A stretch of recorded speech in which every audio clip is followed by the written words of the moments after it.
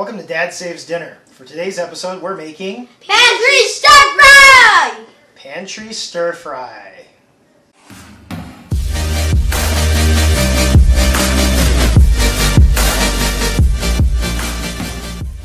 So Pantry Stir Fry is making an Asian stir fry just out of whatever you've already got. Now, this is something we make typically about once a week. And so we'll often have certain ingredients on hand. But things that I definitely recommend, vegetable-wise, is a broccoli slaw. These are the ones that you can get at Walmart. And for our family, we use about 2 of the bags. But other grocery stores have the same thing. Sometimes they have bigger bags, smaller bags. You know, just whatever fits for your family. Hold on, we'll get to that in a second. Okay. But then we're just going to use different stuff we have in the pantry. Like I said, we make this a lot, and so we're going to have some stuff that you may not have. But the fun thing about Pantry Stir Fry is we get to experiment with different flavors. Okay. So first off, we're going to take the slaw and some garlic and get it sauteing in the pan while we build the sauce. Okay, so I have the largest skillet that we have preheating on the stove. If you have a wok or something like that, awesome. We don't. So we're just going to make do. I'm going to take some avocado oil. I use avocado oil, one, because it's super healthy. It has great omega fatty acid profile compared to other types of oil. But what's really good about it is it has a really high smoke point, which means you can cook with it without any problem with it denaturing. Now, if we could cook with like toasted sesame oil, that would just have amazing flavor. The problem is it has a really low smoke point, so by the time it gets up to cooking temperature, it is already denaturing and breaking down and burning. So I'm then going to add some minced garlic. I'm just using the stuff in a jar, just because it's already minced, and convenience is a big deal sometimes when you're cooking for a family.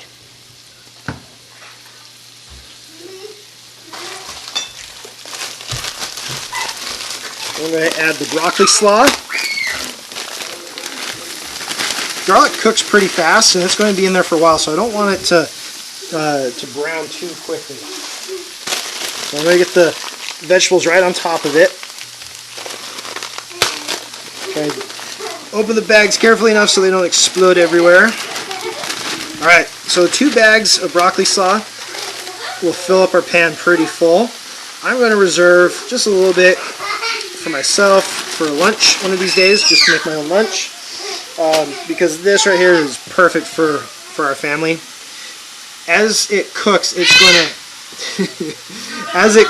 going to break down, and it's going to shrink up a bit. Okay, now that it's really getting going, I'm going to start stirring it around a bit.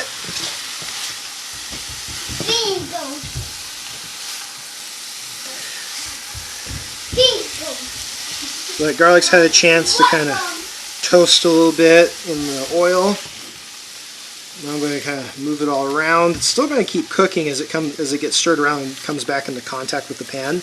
One thing I don't want the garlic to do is to cook too far. When garlic burns, and it can burn pretty easily, it gets super bitter.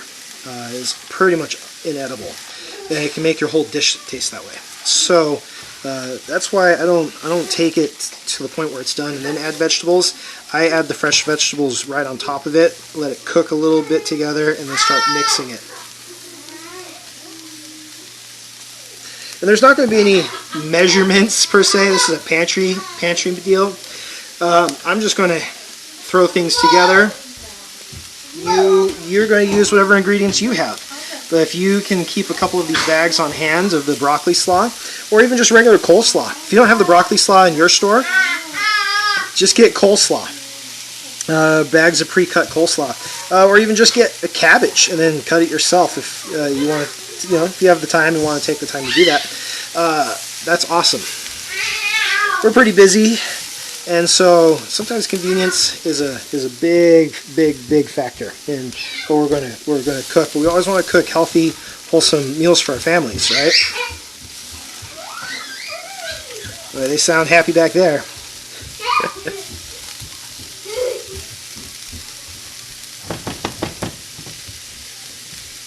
Okay, now that the vegetables are really starting to go, I'm going to add some chicken. If it was frozen completely, if my chicken was completely frozen, I would add it a little earlier. I might even add it first, and then once it starts to thaw out pretty good, I'll add the garlic and then the vegetables. But we just finished cooking our grilled chicken episode, the basics of how to grill chicken. And so we've got, it's not been completely frozen yet, so I'm just going to add a decent amount of chicken. It's going to be for all of us. Okay. And I want to work those in.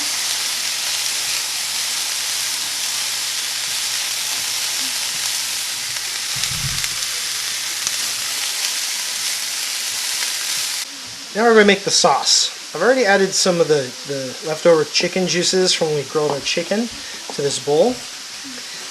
To that I'm going to add some brown sugar. This is a must. It helps big time. Okay, so this is a 1/4 cup of brown sugar. I might even add another 1/8 of a cup to that. We want it sweet and rich for our kids to enjoy it. I don't have any fresh onions or green onions, which I love in a stir fry, some green onions. So I'm just going to add some onion powder since I didn't have it. Again, this is kind of pantry, whatever we've got. And like I said, I'm not going to measure anything. I'm just kind of going eyeballing it, just putting some in. Depending on how much you're making, you're going to do more or less of these amounts. Chinese 5-spice. I don't do a ton of this, especially because I don't want it. This is a really, really strong spice, but it has such a fantastic flavor. I just add a little bit to for some of those aromatics in it. Ginger, ground ginger. Now, if you tip your ginger and go like this, you see that nothing's coming out. So people sit here and shaking this. And if you're doing this over steaming food, right now I'm doing it over just a regular bowl. Then I'm going to mix stuff in. If I was trying to sprinkle this over my food, then the steam is going to clog up those holes. So here's a way to add ginger, is kind of keep it tipped up like this. Then when the steam goes up, the steam never goes into the holes. And just shake like this with it, and it's going to come out very easily. Now, it's not steaming, so I'm going to actually tilt it a little bit more so it doesn't go everywhere. When you do it like this, it's going to disperse more, but with a frying pan, that's not as big of a problem. Okay, so ginger. It's talking, so I did a little more ginger than I would normally do, but that's okay because ginger is amazing. Some chicken base.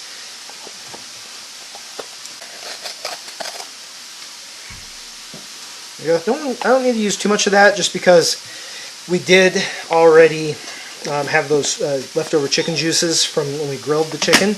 If you have chicken base is amazing, especially this is dry chicken base, which is great because it's convenient and just sits in the pantry forever. But if you find the refrigerated chicken base, that is amazing. If you don't have that in your pantry, you can use chicken bouillon, just bouillon cubes or bouillon powder. Break up the cubes into a powder first. All right, so to this, and the chicken base is really there to give it just a little extra seasoning. I'm going to add some hot chili oil. Yum. Now, what would be best, in my opinion, is to do chili paste. But I'm going to give my vegetables a stir real quick.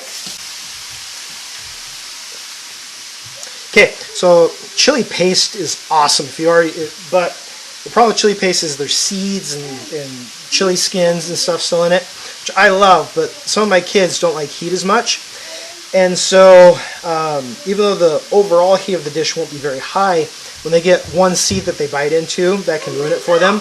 But the chili oil imparts just enough flavor and without going too hot with the heat. And since it's just the oil without the chili pieces in it, then you can it'll disperse more evenly throughout the dish rather than having little pockets of heat. And this is actually chili oil I made. I just used a bottle I already had of chili oil once it was empty. Made my own. We'll do a video on that another time.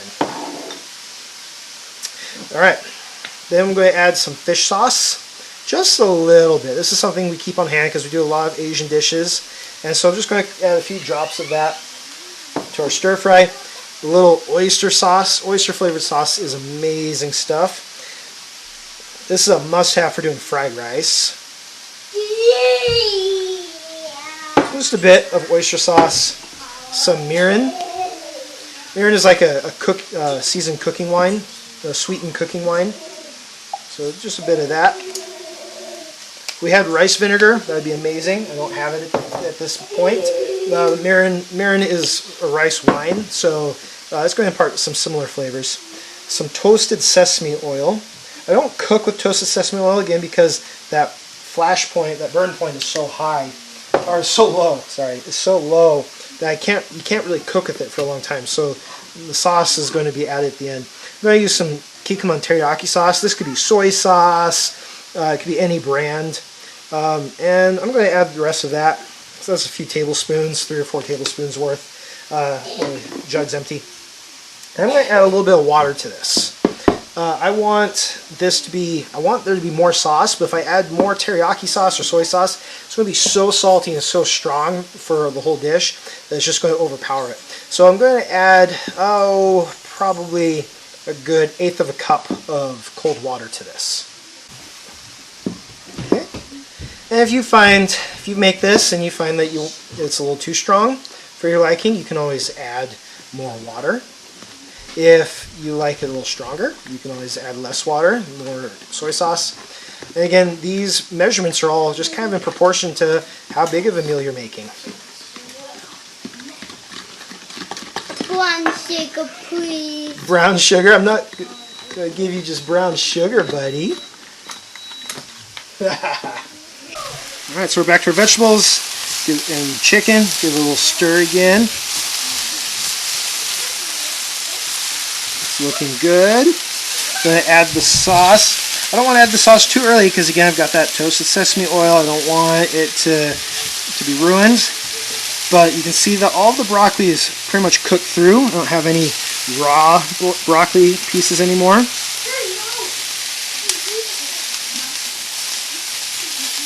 Then we're going to add our sauce. We've already had rice cooking in our rice cooker in the background. First thing I would do if I recommend you is get your rice going off right off the bat.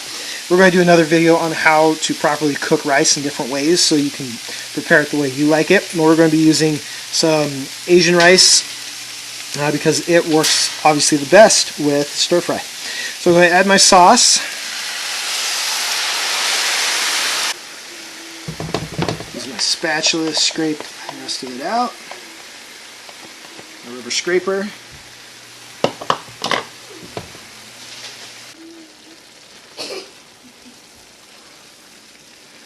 Now that sugar is going to kind of caramelize here on the hot pan and thicken up a little bit. If you want it a little thicker than this though, there's a couple things you can do. You can do a cornstarch slurry, which is cornstarch and a little bit of water that you mix into a paste and then add to this and it will thicken it up real well. Or you can add a thickener like xanthan gum. That's a real popular thickener right now with home cooks. You know, whatever you've got. Cornstarch is usually something that's easy laying around. So I've got some cornstarch and water in this bowl. I'm going to mix it together. If you've never played with cornstarch before, mix cornstarch and water together and you get oobleck, and it is super, super fun to play with. I'm kind of mixing it to an oobleck consistency right now, just because I don't want to thin out the sauce too much. Might need some more water than this. It's doing the full oobleck thing. It's non-Newtonian fluid. This might be okay. So as soon as we add it, we're going to start stirring it up right away. Okay. I have a question. Here goes the oobleck. Yes. Why do like, why do you want to add the oobleck if it's like bad for you? Oh, it's not bad for you. The oobleck cornstarch has a lot of carbohydrates in it. So if people are following kind of a low carb food choices, then this cornstarch and water is not the best thickener because it has a lot of carbohydrates in it. So xanthan gum or guar gum are better thickeners because they don't have a lot of carbohydrates. You can add it to your food, no problem. But we're doing rice with ours, so we're not too worried about that. Now you can see that all of that cornstarch slurry has really thickened up the sauce. It's not just immediately running into the center anymore. It's a nice, thick, rich sauce. Okay, kind of sticky. That's what we want, is that sticky teriyaki sauce. Okay. All right, so we've got a bowl of white rice. You really want to use, you don't want to use like regular long grain white rice that you can, just get any old brand of. You want true Asian rice. You can get California Rose rice. I think that's what the brand is called. Oops. Or if you have an Asian store nearby, you can get any of the nicer, nice grades of rice that they might have. But the Botan Rose California Botan rice is fantastic. Jasmine rice is also a really good stand-in. In fact, jasmine rice tastes and smells amazing. And it's also a sticky rice. So that's the thing about the Asian rice, the sushi rice, is it's sticky. It's not going to fall apart easily. It's going to stay stuck together. So you use chopsticks and get nice big chunks of it out. Then I'm going to ladle up some of my stir fry with the vegetables, the broccoli, slaw, and chicken. Okay, and then you can scoop some of the sauce and add some extra sauce to it so that it coats the rice underneath. There we go. Alright, so our stir fry is all done. Super simple, super easy. Almost no prep work involved. The vegetables are already thinly chopped. Everything cooks up super fast and easy. We have the chicken already made. All I have to do is get some rice going, mix the sauce, heat everything up in a pan. Easy as can be. This is so much better tasting too than like a frozen stir fry that you can get at the supermarket where you dump it in a pan. Because frozen vegetables, they're always a little rubbery. Afterwards. These fresh vegetables, when you cook them, so much more pleasant to eat and taste better. All right, so. Can I try one of the chicken? Oh, absolutely. Let me take a bite real quick. It's kind of hot. Okay, lots of rice with the sauce on it. Hi, Mommy. Hi. There you go. Good. Okay. It's kind of hot. Oh, Super hot. You want to try a piece? Yep. Here you go. What do you think? It's hot. It's hot. Is it yummy? Slime? Slime? Yeah. You want more? Yep. More. More? Is it yummy?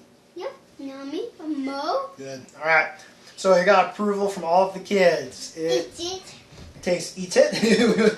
I'm taking too long to feed him it. So this is a family favorite. It is super good. Here's some rice for you too. Everything's super easy. Tastes great. Give it a try. Whatever versions you give a try. What seasonings you use. Different methods, different ingredients. Put it in the comments below, and let's see what people come up with here. You want chicken? Yep.